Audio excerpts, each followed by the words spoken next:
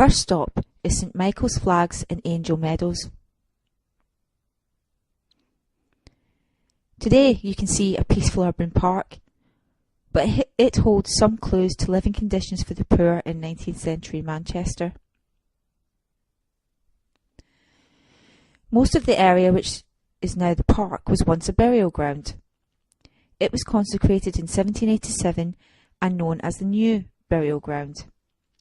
It was the largest cemetery in Manchester and catered for the poor who could not afford a proper burial in a church graveyard.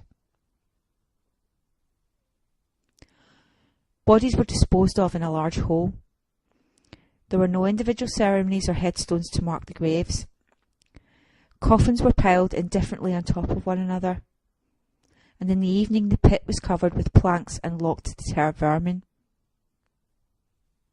At certain points in Manchester history, there was various epidemics, cholera being one of the worst, and at this time bodies would be piled indiscriminately on top of one another because they were dying too fast for people to cope. Friedrich Engels, the famous German writer and philosopher, came to Manchester as a young man to manage his father's mill in Salford. Although wealthy, he was perturbed by the living conditions that he witnessed, such that he wrote The Condition of the Working Class in England in 1844. In that book, he describes a pauper's burial ground close to this one. Engels says, "The resting place of the outcast and the superfluous, partially decayed bodies were heaped up just as it happened.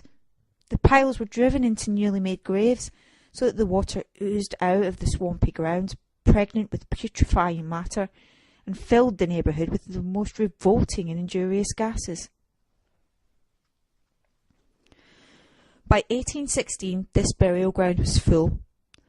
Over 40,000 paupers are believed to have been buried here. It became an open space notorious for cockfighting, bare-knuckle boxing, gambling, and other unseemly pursuits. By the 1820s and 1830s, economic conditions had become so bad for the poor that people began digging up this cemetery to sell the soil as fertiliser to farmers. The situation became so bad that an Act of Parliament was passed in 1855 to close all such graveyards and put flags down to prevent digging. The flagged area later became a children's playground and appeared in several paintings by local artist L.S. Lowry. Now the flags are gone, but you can see the flat area at the bottom of the park where they once lay.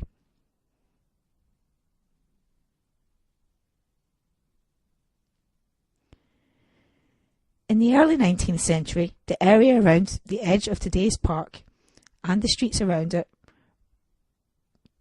were densely populated. Most of the people here were Irish immigrants who had escaped famine in their own country and had travelled across the water to look for work in Britain's prosperous industrial cities. But the life they found in Manchester was far from ideal. They effectively lived in shanty towns that were hastily built. The back-to-back houses had no yards and no toilets. People lived in 10 feet by 10 feet rooms and cellars that would probably have housed an entire family of 3 generations, as well as a lodger.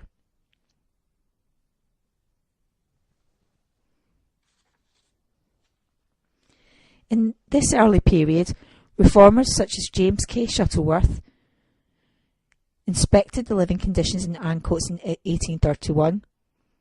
They went some way to raising middle-class consciousness about these conditions, but they also made moral pronouncements, and it's fair to say, held deep-seated prejudices. Shuttleworth, for example, regarded Irish Catholics as a degenerate race and feared that interracial mixing was corrupting the Lancashire people. More than a generation later, in 1881, the census found that of the 1,091 dwellings in Angel Meadow, 94% were unsanitary and infested with vermin. The slums are long gone, but the park retains the original name, Angel Meadow.